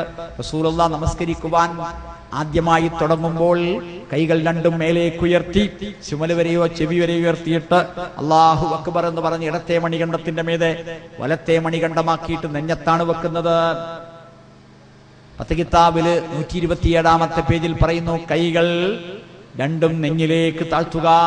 ഫത്ഹുൽ മുഈൻ 1-ാം വാള്യം 185-ാമത്തെ പേജിൽ പറയുന്നു, മറ്റു നമസ്കാരങ്ങളിൽ എന്ന പോലെ മയ്യത്ത് നമസ്കാരത്തിലും കൈകൾ നെഞ്ഞിന്മേൽ വെക്കുക. ഫത്ഹുൽ മുഈൻ 121-ാമത്തെ പേജിൽ പറയുന്നു, നമസ്കാരം ബാത്തിലാകുന്ന കാര്യങ്ങൾ പറഞ്ഞിടത്ത് നെഞ്ഞത്ത് നിന്ന് കൈയെടുക്കൽ. ജനങ്ങളെ, കൈകൾ നെഞ്ഞത്താണ്. നബി സല്ലല്ലാഹു അലൈഹി വസല്ലം ചെയ്തതായി വാഇൽ ഇബ്നു ഹുജർ റളിയല്ലാഹു അൻഹു പറയുന്നു, റസൂലുള്ളാഹി ഇടത്തെ കൈയിന്റെ മീതെ വലത്തെ കൈയാക്കി നെഞ്ഞത്ത് വെച്ചു. ഇബ്നു ഹുസൈമയുടെയും അബൂദാവൂദിന്റെയും റിപ്പോർട്ടിലാണുള്ളത് ഹദീസിൽ. ഇങ്ങനെ അല്ലാഹുവിന്റെ റസൂൽ സല്ലല്ലാഹു അലൈഹി വസല്ലം നമസ്കാരം കാണിച്ചു തന്നു. എന്നിട്ട് അവിടുന്ന് പറഞ്ഞു, സല്ലൂ കമാ റഅയ്തുമുനി ഉസല്ലി, ഞാൻ എങ്ങനെ നമസ്കരിച്ചു എന്ന് നിങ്ങൾ കണ്ടുവോ അങ്ങനെ നിങ്ങൾ നമസ്കരിക്കുവിൻ. ഞാൻ എങ്ങനെ നമസ്കരിച്ചു എന്ന് നിങ്ങൾ കണ്ടുവോ അങ്ങനെ നിങ്ങൾ നമസ്കരിക്കുവിനെന്ന്. അതിനാൽ റസൂൽ സല്ലല്ലാഹു അലൈഹി വസല്ലമയുടെ നമസ്കാരം അവിടുന്ന് പഠിപ്പിച്ച് കാണിച്ചു എന്ന നമസ്കാരം ഏതാണെന്ന് പഠിക്കാൻ, മനസ്സിലാക്കാൻ നമ്മൾ ഓരോരുത്തരും തയ്യാറാകണം. അല്ലാഹു അനുഗ്രഹിക്കുമാറാകട്ടെ. അള്ളാന്റെ റസൂൽ നിസ്കാരം കഴിഞ്ഞാൽ സഹാബത്തിന് പഠിപ്പിച്ചു കൊടുത്ത മാതൃക കൂട്ട ആമീൻ അല്ല, കൂട്ടു പ്രാർത്ഥനയാണ്. കിതാബിൽ 142-ാമത്തെ പേജിൽ പറഞ്ഞത്, പിന്നിൽ സ്ത്രീകളില്ലെങ്കിൽ ഇമാമ നമസ്കാരം കഴിഞ്ഞ ഉടനെ നമസ്കാര സ്ഥലം വിട്ടുപോകേണ്ടതാണ്. ഇമാം ഷാഫിയുടെ ഹദീസ് ഗ്രന്ഥത്തിൽ 268-ാമത്തെ ഹദീസിൽ എന്താ പറഞ്ഞത്? റസൂലുള്ളാഹി സ്വല്ലല്ലാഹു അലൈഹി വസല്ലം നിസ്കാരം കഴിഞ്ഞാൽ ഉടനെ പെണ്ണുങ്ങൾ എഴുന്നേറ്റ് പോകും. സുബഹി, ളുഹർ, അസ്ർ, മഗ്രിബ് സലഫി സമൂഹത്തിലെ പെണ്ണുങ്ങളെ റസൂലുള്ളാഹി നിസ്കാരം കഴിഞ്ഞാൽ ഉടനെ പെണ്ണുങ്ങൾ എഴുന്നേറ്റ് പോകും. അപ്പൊ അവിടെ പെണ്ണുങ്ങളുണ്ട്. സുബഹിക്കുണ്ട്, ളുഹറിനുണ്ട്, അസ്റിനുണ്ട്, മഗ്രിബിനുണ്ട്. 27 ഇരട്ടി കൂലി കിട്ടുന്ന കാര്യമാണ്. റസൂലുള്ളാഹി പറയുന്നു, മൻ തവല്ലഅ ഫീ ബൈതിഹി, ആരെങ്കിലും സ്വന്തം വീട്ടിൽ നിന്ന് ഉളുവെടുത്തിട്ട് സുമ്മ അത്തൽ മസ്ജിദ, പള്ളിയിലേക്ക് ചെന്നാൽ, കാന ഫിസ്വലാ, അവൻ നമസ്കാരത്തിലാണ്, ഹത്താ യർജിഅ, അവൻ വീട്ടിൽ മടങ്ങിയെത്തുന്നത് വരെ. ഇപ്പോൾ പള്ളിയിൽ സുബഹിക്ക് വന്നാൽ മടങ്ങി വീട്ടിലെത്തുമ്പോഴേക്ക് അരമണിക്കൂർ കഴിയും. ളുഹറിന് വന്നാൽ അരമണിക്കൂർ, അസറിന് വന്നാൽ അരമണിക്കൂർ, മഗ്രിബിന് വന്നാൽ 25 മിനിറ്റ്, ഇശാക്ക് വന്നാലും അരമണിക്കൂർ. പള്ളിയിൽ ഒരു ക്ലാസ് ഉണ്ടെങ്കിലോ ആ സമയം അത്രയും. വീട്ടിൽ തിരിച്ചെത്തുന്നവരെ നമസ്കാരത്തിലാണ്. പക്ഷേ ഒരു കണ്ടീഷനുണ്ട്, ഫലാ യുശബ്ബികന്ന, അല്ലെങ്കിൽ ഫലാ യഖുൽ ഹാകദ, ഇങ്ങനെ ചെയ്യരുത്. വിരലുകൾ കോർത്തു വെക്കരുത്. വിരലിഞ്ഞൊടിക്കുക. രണ്ട് കൈയും കോർത്തിട്ട് ഇങ്ങനെ മുട്ടുംകാലും അമർത്തി വെച്ചിരിക്കുക. അജാതി പരിപാടികളൊന്നും ചെയ്യരുത്. വീട്ടിൽ നിന്ന് പുറപ്പെട്ടു കഴിഞ്ഞാൽ ബാക്കിൽ ഇങ്ങനെ കൈകൾ പിടിച്ച് കോർത്തു വെക്കരുത്, മുന്നിലും കൈ പിടിച്ച് കോർത്തു വെക്കരുത്. കൈ സാധാരണ മാതിരി വെക്കണം. അപ്പോഴേ ആ നിസ്കാരത്തിന്റെ കൂലി കിട്ടുകയുള്ളൂ. പകലിലെയും രാത്രിയിലെയും മലായിക്കത്ത് അസറിനും സുബഹിക്കും ഒരുമിച്ചുണ്ടാകും നമസ്കാരത്തിന്. ജനങ്ങളെ കോടാനകോടി മലക്കുകളുടെ പ്രാർത്ഥനയാണത്. പള്ളിയിൽ വെച്ചൊരു ക്ലാസ് കേട്ടാൽ ഒരു ഹജ്ജ് ചെയ്ത കൂലിയാണ്. പള്ളിയിൽ ആര് വന്നാലും ക്ലാസ് എടുപ്പിക്കണം. നമ്മുടെ ജീവിതക്രമം നമസ്കാരക്രമമാകണം. നമ്മുടെ നമസ്കാരക്രമം ജീവിതക്രമമാകണം. രാവിലെ, ഉച്ചക്ക്, വൈകുന്നേരം, രാത്രി എന്നാ നമ്മളിപ്പോ പറയല് അല്ലേ? അതിന് പകരം സുബൈക്ക് പള്ളിക്കെന്ന് കാണാം, അസറിന് പള്ളിയിലെത്താം, മഗ്രിബിന് നമുക്ക് പള്ളിക്കെന്ന് കാണാം, ഏശയാമ്പോത്തിന് നമുക്ക് പള്ളിക്കൊക്കെ തിരിച്ചു വരാം.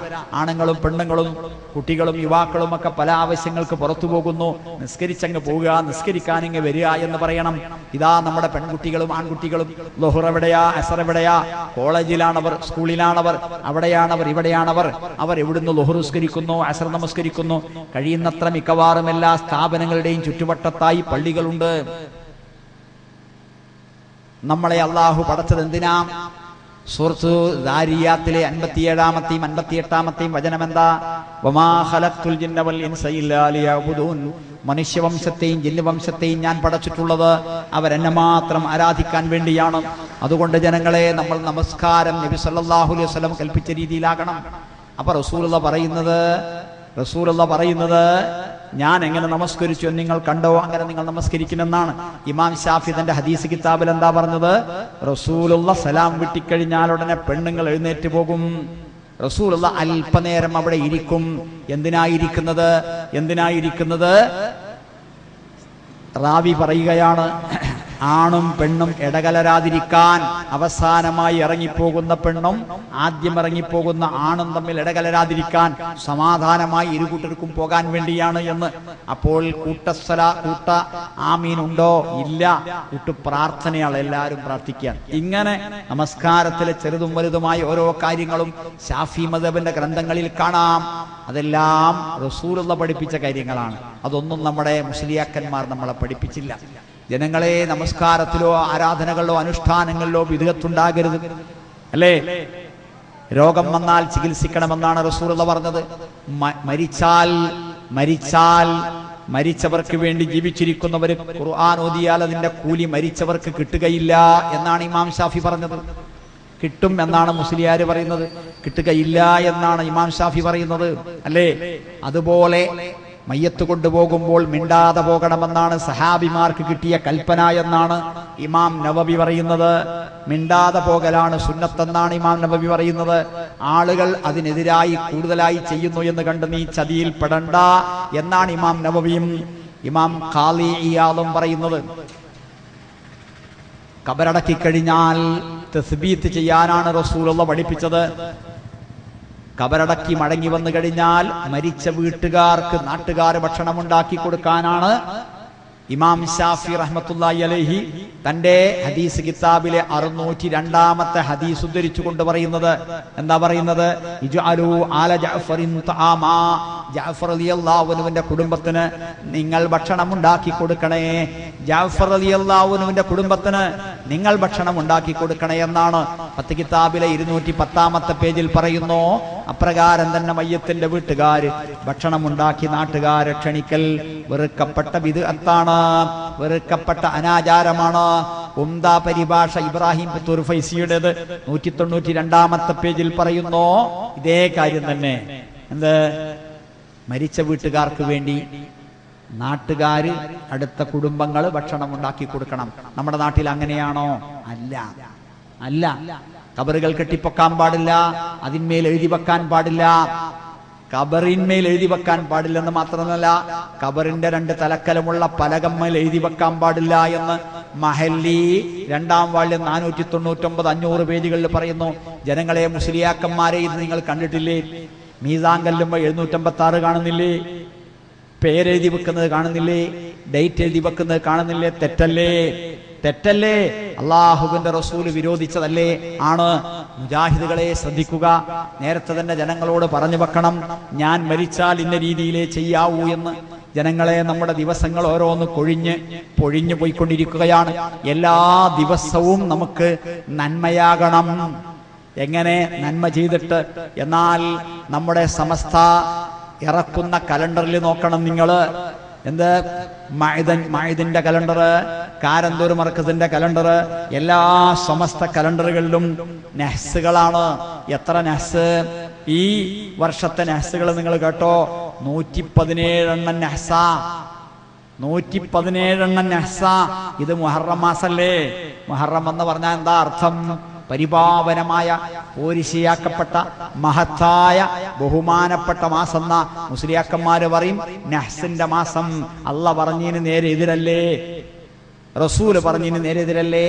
അള്ളാഹു പറയാണ് സൂറത്തു തൗബയിൽ, അള്ളാഹു സുബ്ഹാനഹു വ തആല സൂറത്തു തൗബയിൽ നമ്മളെ പഠിപ്പിക്കുന്ന മഹത്തായ കാര്യം എന്താണെന്നറിയോ? ഇന്ന ഇദ്ദത്തുശ്ശുഹൂരി ഇൻദല്ലാഹി 12 ശഹ്റൻ ഫീ കിതാബില്ലാഹി യൗമ ഖലഖസ് സമാവാതി വൽ അർള്. സൂറത്തു തൗബയിലെ 36-ാമത്തെ വചനമാണ്.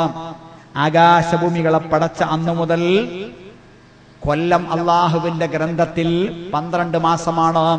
മിൻഹാ അർബഅത്തുൻ ഹുറുമുൻ, അതിൽ 4 മാസം പവിത്രമാണ്, ബഹുമാനപ്പെട്ടതാണ്, പോലീശയാക്കപ്പെട്ടതാണ്. അതേതാ?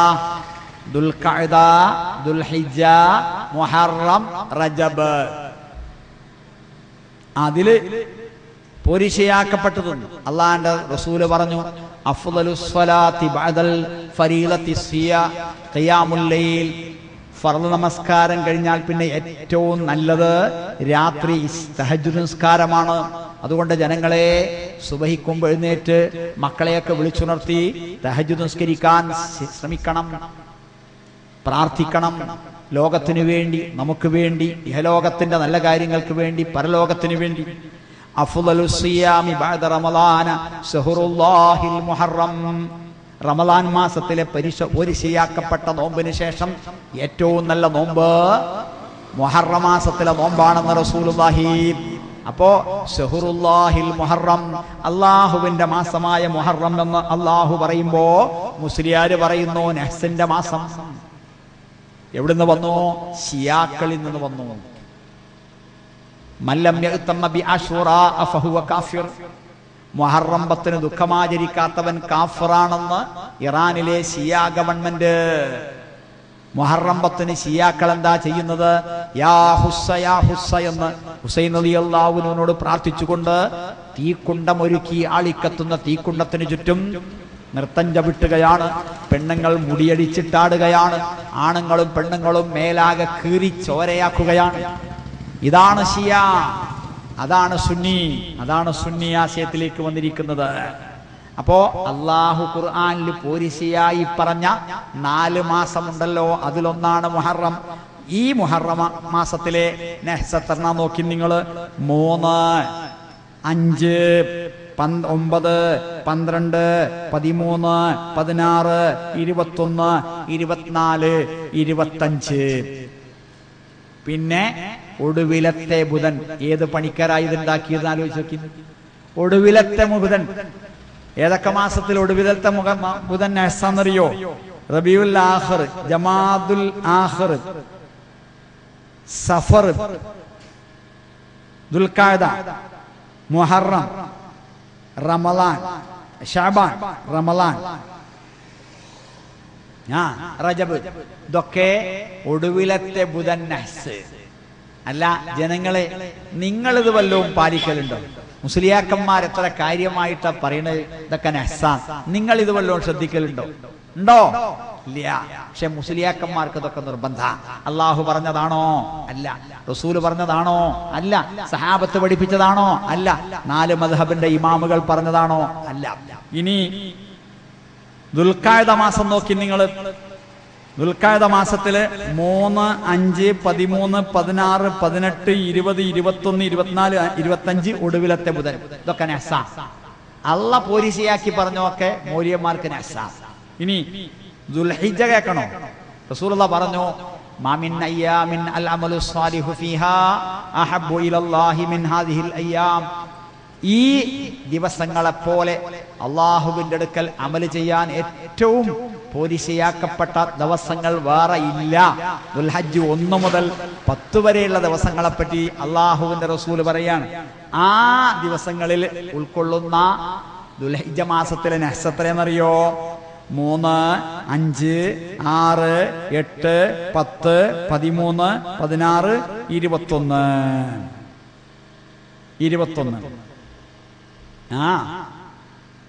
അതിലേത് പെട്ടു? ദുൽഹജ്ജ് 10. വലിയൊരുനാളെ നഹ്സ്, വലിയൊരുനാള് നഹ്സ്. ഇനി കഴിഞ്ഞോ? റമദാൻ മാസത്തിലാണ് ഏറ്റവും കൂടുതൽ നഹ്സ് ഉള്ളത്.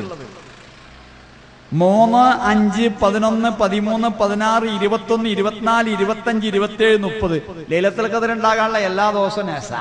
ഒടുവിലത്തെ ബുധൻ. ഇതാര് പഠിപ്പിച്ചു? അള്ളയാണോ? അല്ല. റസൂലാണോ? അല്ല. സഹാബിമാരാണോ? അല്ല.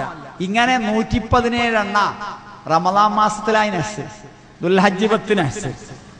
ഇങ്ങനെ ഇതൊക്കെ നമ്മളെ പഠിപ്പിക്കുന്നു. പക്ഷേ ജനങ്ങളെ, നമ്മളെ സംബന്ധിച്ചിടത്തോളം അള്ളാന്റെ റസൂല് പോരിശിയാക്കിയ ദിവസങ്ങളുണ്ട്, ആഴ്ചകളുണ്ട്, മാസങ്ങളുണ്ട്, സമയങ്ങളുണ്ട്. എല്ലാ തിങ്കളാഴ്ചയും നമുക്ക് നബിദിനമാണ്. അള്ളാഹുവിന്റെ റസൂൽ സല്ലല്ലാഹു അലൈഹി വസല്ലം റബീഉൽ അവ്വൽ 12-നാണ് ജനിച്ചത്, റബീഉൽ അവ്വൽ 12-നാണ് മരിച്ചത്. രണ്ടും തിങ്കളാഴ്ചയായിരുന്നു. രണ്ടും തമ്മിൽ 63 കൊല്ലത്തോളം വ്യത്യാസമുണ്ട്, അല്ലേ? എന്നാൽ റസൂലുള്ള വഫാത്തായ ശേഷം പിന്നെ 100ഓളം കൊല്ലം ജീവിച്ച സഹാബിമാരുണ്ട്. ആരും റബീഉൽ അവ്വൽ 12-ന് എന്തെങ്കിലും ഒരു ആഘോഷം സംഘടിപ്പിച്ചോ? ഇല്ല. 4 മദ്ഹബിന്റെ ഇമാമുകൾ സംഘടിപ്പിച്ചോ? ഇല്ല. 2 അമ്മോസന്മാരും 2 മരുമക്കളുമാണ് 4 ഖലീഫമാർ. ആദ്യത്തെ 2 ഖലീഫമാർ റസൂലുള്ളാഹിന്റെ അമ്മോസന്മാരാണ്. രണ്ടാമത്തെ, 3-മത്തെയും 4-മത്തെയും ഖലീഫമാർ റസൂലുള്ളാഹിന്റെ മരുമക്കളാണ്. അവർ കഴിച്ചോ? റസൂലുള്ളാഹി വഫാത്താകുമ്പോൾ 9 ഭാര്യമാർ ജീവിച്ചിരുന്നു. അവരാരെങ്കിലും റബീഉൽ അവ്വൽ 12-ന് എന്തെങ്കിലും പരിപാടി സംഘടിപ്പിച്ചോ? ഇല്ല. ആഘോഷം സംഘടിപ്പിച്ചോ? ഇല്ല. അര സ്വലാത്ത് അധികം ഓതിയോ? ഇല്ല. പിന്നെ അതാണ് തടവ മുഹമ്മദ് കുഞ്ഞി മുസ്ലിയാര് പാടിയത്. മൗലീദ് കഴിക്കൽ മുമ്പ് പതിവില്ലാത്തതാ, അത് ഹിജറ 300-ന് ശേഷം വന്നതാ. എന്നാ വന്നത്? 300-ന് ശേഷം. എന്താണ് ആ ആദ്യത്തെ 300 കൊല്ലത്തിന്റെ പ്രത്യേകത? അല്ലാഹുവിന്റെ റസൂല് പറഞ്ഞു, ഖൈറുന്നാസി ഖർനി സുമ്മല്ലദീന യലൂനഹും സുമ്മല്ലദീന യലൂനഹും. ഏറ്റവും നല്ല തലമുറ എന്റെ തലമുറ, ഏറ്റവും നല്ല തലമുറ എന്റെ തലമുറ, പിന്നെ അതിനടുത്ത തലമുറ, പിന്നെ അതിനടുത്ത തലമുറ. അല്ലാഹുവിന്റെ റസൂല് സ്വന്തം തിരുനാവ് കൊണ്ട് ഏറ്റവും നല്ല തലമുറ എന്ന് പറഞ്ഞ 300 കൊല്ലത്തിൽ നബിദിനം ഇല്ല. എന്നാൽ റബീഉൽ അവ്വലിലെ നബിദിനമാണ് ഇല്ലാതായത്. വേറൊരു നബിദിനമുണ്ട്, ഇസ്ലാമിലെ ഒരു നബിദിനമുണ്ട്. അതാണ് പട്ടിണി കിടക്കൽ. അത് ആഘോഷമല്ല. ഉസ്താദുമാര് മൗലിയമാര് നമ്മളെ പഠിപ്പിച്ച നബിദിനം പള്ള നിറച്ച് കുലാവി കഴിക്കലാണ്, പച്ചരിയും ഇറച്ചിയും പൊറാട്ടയും കഴിക്കലാണ്. അത് മുസ്ലിയാക്കന്മാരുടെ മതമാണ്, ഇസ്ലാം മതമല്ല. അത് മുസ്ലിയാക്കന്മാരുടെ മതമാണ്, ഇസ്ലാം മതമല്ല. അല്ലാഹുവിന്റെ റസൂൽ സല്ലല്ലാഹു അലൈഹി വസല്ലമയും 1.5 ലക്ഷം സഹാബിമാരും കൊടും ചൂടിലും കൊടും തണുപ്പിലും നബിദിനം ആചരിച്ചിട്ടുണ്ട്. അതെന്നാ? അത് തിങ്കളാഴ്ച. അള്ളാന്റെ റസൂൽ ജനിച്ചത് തിങ്കളാഴ്ചയാണ്. റസൂലാണ് പറഞ്ഞത് ഞാൻ ജനിച്ചത് തിങ്കളാഴ്ചയാണ്. അതുകൊണ്ട് അവിടുന്ന് പറഞ്ഞു നോമ്പ് നിൽക്കാൻ. വഹി കിട്ടിയത് തിങ്കളാഴ്ചയാണ്. അതുകൊണ്ട് റസൂല് പഠിപ്പിച്ചു നോമ്പ് നിൽക്കാൻ. നബിയായത് തിങ്കളാഴ്ചയാണ്. അതുകൊണ്ട് റസൂല് പറഞ്ഞു നോമ്പ് നിൽക്കാൻ. അതുകൊണ്ട് തിങ്കളാഴ്ചയും വ്യാഴാഴ്ചയും അള്ളാഹുവിന്റെ റസൂല് പറയുന്നു, തിങ്കളാഴ്ചയും വ്യാഴാഴ്ചയും അള്ളാഹുവിന്റെ മുമ്പിൽ നമ്മളെ കണക്ക് പരിശോധിക്കുന്ന സമയമാണ്. ഇന്ന് വ്യാഴാഴ്ചയായിരുന്നു, അടുത്ത തിങ്കളാഴ്ച വരുന്നുണ്ട്, അടുത്ത വ്യാഴാഴ്ച വരുന്നുണ്ട്.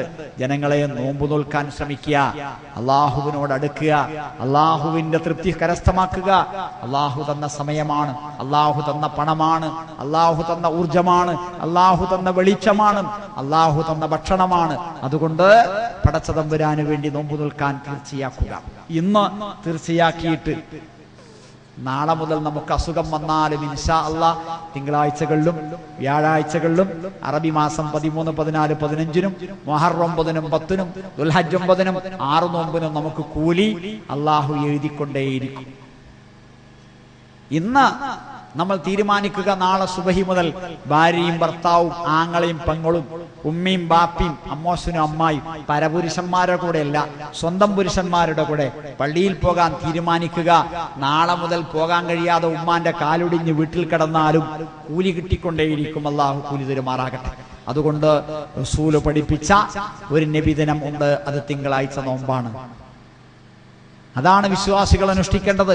ഇങ്ങനെ ആരാധനകളിലൂടെ, അനുഷ്ഠാനങ്ങളിലൂടെ, സൽക്കർമ്മങ്ങളിലൂടെ, സുഹൃതങ്ങളിലൂടെ മുന്നോട്ടു പോകാനുള്ള ശ്രമമാണ് നമ്മൾ നടത്തിക്കൊണ്ടിരിക്കേണ്ടത്. അവസാനിപ്പിക്കുകയാണ്. സർവശക്തനായ പടച്ചതമ്പുരാന്റെ ദീന് ഇവിടെ പ്രചരിക്കണം. അതിനിവിടെ സമാധാനപൂർണമായ അന്തരീക്ഷമുണ്ടാകണം. സ്ത്രീകളെ, ഉമ്മമാരെ, നമ്മുടെ മക്കളിൽ ആരെങ്കിലും തീവ്രവാദികൾ ഉണ്ടോ? അങ്ങനെ വിട്ടാ പറ്റൂല.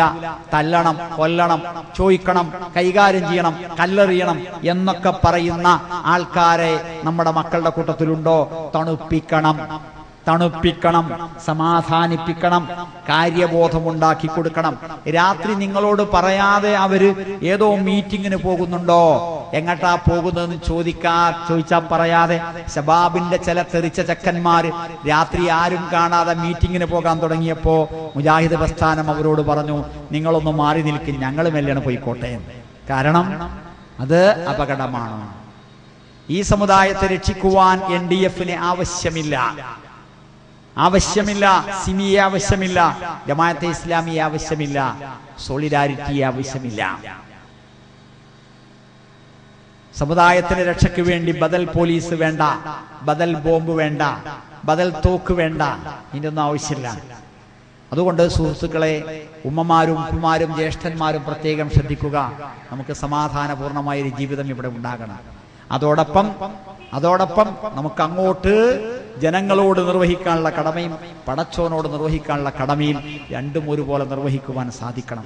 അതിനുള്ള ശ്രമങ്ങളാണ് നടത്തേണ്ടത്. അതിനാൽ ഈ പരിപാടി സംഘടിപ്പിക്കുന്ന മുജാഹിദ് പ്രസ്ഥാനം പടച്ചതമ്പുരാൻ ഖുർആനിൽ പറഞ്ഞത്, റസൂലുള്ളാഹി ഹദീസിൽ പഠിപ്പിച്ചത്, സലഫുസ് സാലിഹ് വിശദീകരിച്ചത് മാത്രം അനുസരിച്ചുകൊണ്ട് മുന്നോട്ട് നീങ്ങുകയാണ്.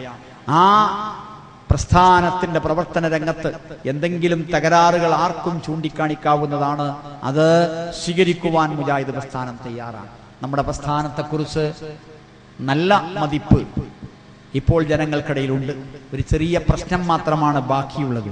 മുജാഹിദുകളിൽ ചിലര് സ്ത്രീധനം വാങ്ങുന്നുണ്ട്, സ്ത്രീധനം കൊടുക്കുന്നുണ്ട് എന്നാണ്. അതിന് പരിഹാരം പ്രസംഗമല്ല, പിന്നെയോ വാങ്ങിയവർ തിരിച്ചു കൊടുക്കുക, കൊടുത്തവർ തിരിച്ചു വാങ്ങുക. സ്ത്രീകൾ പറയണം ഭർത്താക്കന്മാരോട് തിരിച്ചു കൊടുക്കാൻ, സ്ത്രീകൾ പറയണം മക്കളോട് തിരിച്ചു വാങ്ങാൻ, പെൺകുട്ടികൾ പറയണം സ്ത്രീധനം വാങ്ങുന്ന പിശാചിനെ ഞങ്ങൾക്ക് വേണ്ട. സ്ത്രീധനം നിലനിൽക്കുന്നത് ആഭരണഭ്രമം കൊണ്ടാണ്. ആഭരണം ഒഴിവാക്കുക.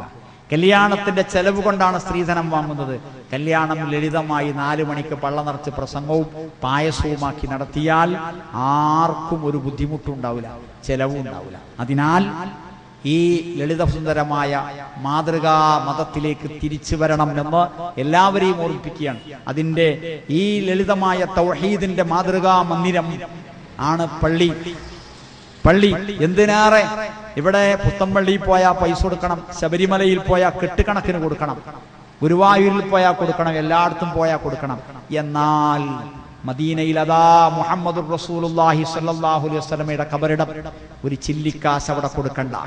14 നൂറ്റാണ്ടായി മുസ്ലിം സമുദായത്തിന് ഒരു ചില്ലിക്കാശ് പോലും അവിടെ വരുമാനം കിട്ടിയിട്ടില്ല. എന്താണ് കാരണം? അഷ്റഫുൽ ബശർ മുഹമ്മദ് നബി സ്വല്ലല്ലാഹു അലൈഹി വസല്ലമയുടെ ഖബറിടമല്ലേ അത്.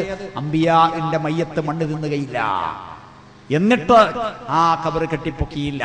അവിടെ ജാറമില്ല, ദർഗയില്ല, മക്കാമില്ല, ചെണ്ടയില്ല, കൊട്ടില്ല, മരണക്കിണറില്ല, സർക്കസില്ല, അവിടെ മെഴുകുതിരിയില്ല, ചന്ദനത്തിരിയില്ല, അവിടെ നേർച്ചയില്ല, അപവാണിഭമില്ല, ഉറൂസ് മുബാറക്കില്ല, ചന്ദനക്കുടമില്ല. എന്തുകൊണ്ട്? അവിടെ മുസ്ലിയാക്കന്മാരില്ല. അവിടെ യാസീനോദിയ ചരടുകൾ 25 രൂപക്ക് വിൽപ്പന നടത്തുന്നില്ല. എന്തുകൊണ്ട്? അവിടെ മുസ്ലിയാക്കന്മാരില്ല. ഐക്കല്ല് ഉറുക്ക് ഏലസ് അവിടെ വിൽപ്പന നടത്തുന്നില്ല. കാരണമെന്ത്? അവിടെ മുസ്ലിയാക്കന്മാരില്ല.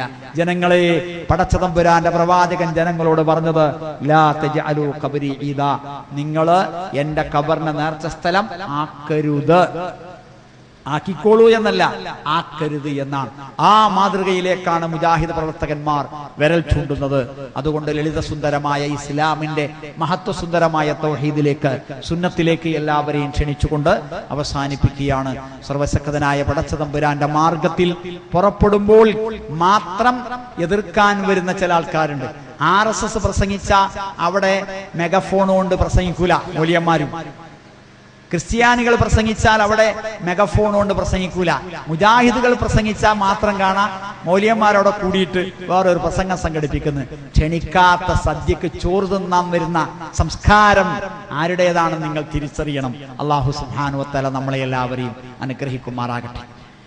പടച്ചവനെ, ഖുർആനും സുന്നത്തും അനുസരിച്ച് ജീവിക്കുന്ന, ഈമാനോടും തൗബയോടും കൂടി മരിക്കുന്ന മുഅ്മിനുകളിൽ ഞങ്ങളെ നീ ഉൾപ്പെടുത്തുമാറാകണമേ. പടച്ചവനെ, രോഗികളായി വീടുകളിലും ആശുപത്രികളിലും വിഷമിക്കുന്ന സഹോദരങ്ങൾക്ക് ശിഫ നൽകണമേ. മരിച്ചുപോയ സത്യവിശ്വാസികൾക്ക് മഗ്ഫിറത്തും മർഹമത്തും പ്രദാനം ചെയ്യണേ. കച്ചവടത്തിലും കൃഷിയിലും ഏർപ്പാടിലും ഇടപാടിലും ഞങ്ങൾക്ക് നീ ബർക്കത്ത് നൽകുമാറാകണമേ. പടച്ചവനെ, ലോകത്ത് നാനാഭാഗത്ത് വിഷമിച്ചുകൊണ്ടിരിക്കുന്ന മുസ്ലിം സമൂഹത്തിന് രക്ഷയും സമാധാനവും നൽകുമാറാകണമേ. റബ്ബനാ ആതിനാ ഫിദ്ദുനിയാ ഹസന വഫിൽ ആഖിറതി ഹസനത വഖിനാ അദാബന്നാർ വൽഹംദുലില്ലാഹി റബ്ബിൽ ആലമീൻ. അസ്സലാമു അലൈക്കും. ها خيبر قد خربت وها الناظر اندحرت. ها خيبر قد خربت وها الناظر اندحرت. بقوة الإسلام والسيف والسهام. بقوة الإسلام والسيف والسهام. بقوة الإسلام وبالهتاف الحق وباعتقاد الصدق. بمبدأ التوحيد ورحمة المجيد. وبالهتاف الحق وباعتقاد